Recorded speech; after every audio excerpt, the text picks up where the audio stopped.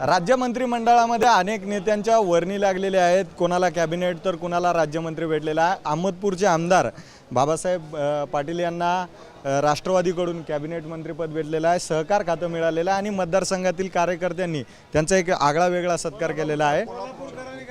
कोल्हापूर आता त्यांचा परिक्षेत्र वाढलेला आहे। लातूर नाही तर आता संपूर्ण महाराष्ट्र झालं म्हणून महाराष्ट्रातले कार्यकर्ते आहेत। कोल्हापूरच्या कार्यकर्त्यांनी चांदीची गदा दिलेली आहे। साहेब, कुठले कार्यकर्ते आहेत आणि काय भावना व्यक्त करतायत कार्यकर्ते? राज्याचे मुख्यमंत्री शिंदे फडणवीस साहेब, आदरणीय दादा आणि शिंदे साहेब यांनी या राज्याच्या सहकार मंत्रिपदाची जबाबदारी मला दिली आणि माझं शिक्षण कोल्हापूरला झाल्यामुळे ही सगळी कोल्हापूरची मंडळी आहे।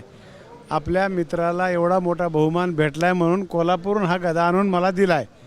कार्यकर्त्याला देखील या ठिकाणी खूप आनंद झाला आहे, बहुमान झाला आहे आणि सहकारी चळवळीला निश्चितपणे आम्ही न्याय देणार आहेत। त्याच्या अनुभवाच्या क्षेत्रातून या राज्यामध्ये नवीन पॅकमधून अनेक योजना केलेल्या आहेत।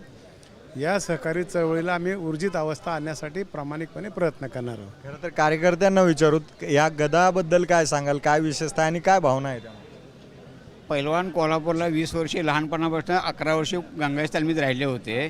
पैलवानपेक्षा जो कोल्हापूरचा यांचं जिव्हाळ्याचं नातं आहे आणि लातूरवाल्यांचं आणि कोल्हापूरचं कायम जिव्हाळ्याचं नातं 50 वर्षे राहिलेलं आहे। त्यामुळे वस्त्रांचा सत्कार आम्ही करणं हे आमचं कर्तव्य आहे कोल्हापूरच्या पैलवानांच्या जनतेच्या वतीनं।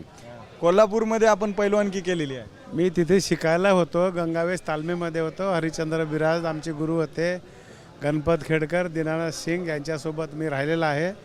त्या मातीचं माझं नातं जोडलेलं आहे आणि मातीचं या खेळाच्या माध्यमातून जोडून आमच्या देशी खेळाला न्याय कसा देता येईल त्याचा आम्ही प्रामाणिकपणे प्रयत्न करणार आहोत। सहकार क्षेत्राचे काही प्रश्न आहे दुग्ध संदर्भात, कोल्हापूरमध्ये दुग्ध व्यवसाय मोठा आहे, राज्यातच आहे, त्या संदर्भात आगामी काळात काय निर्णय असणार आहे सहकारमध्ये? 5 वर्षामध्ये तुम्ही बघताल या सहकारी चळवळीला ऊर्जित अवस्था आलेली आहे, निश्चितपणे होणार आहे।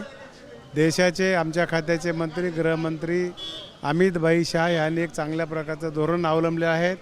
मग विविध कार्यकारी सोसायटी असतील, मच्छी सोसायटी असतील, दूध डेअऱ्या असतील, विविध कार्यकारी सोसायटी असतील, यांना मदत करून या सहकारी चळवळीमध्ये सर्वसामान्य घटक कसा जोडला जाईल ते बघण्याचं काम आम्ही करणार आहोत। तर हे होते राज्याचे सहकार मंत्री बाबासाहेब पाटील देशमुख यांनी आगामी काळात सहकार क्षेत्रामध्ये मोठ्या प्रमाणात काम करणार असा विश्वास व्यक्त केला आहे। कॅमेरा पर्सन सिद्धेश सोबत अजय दंगे, TV9 मराठी, मुंबई।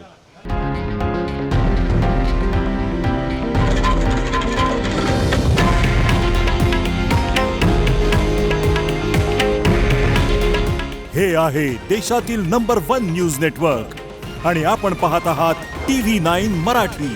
काळजी तुमची, हित महाराष्ट्राचं।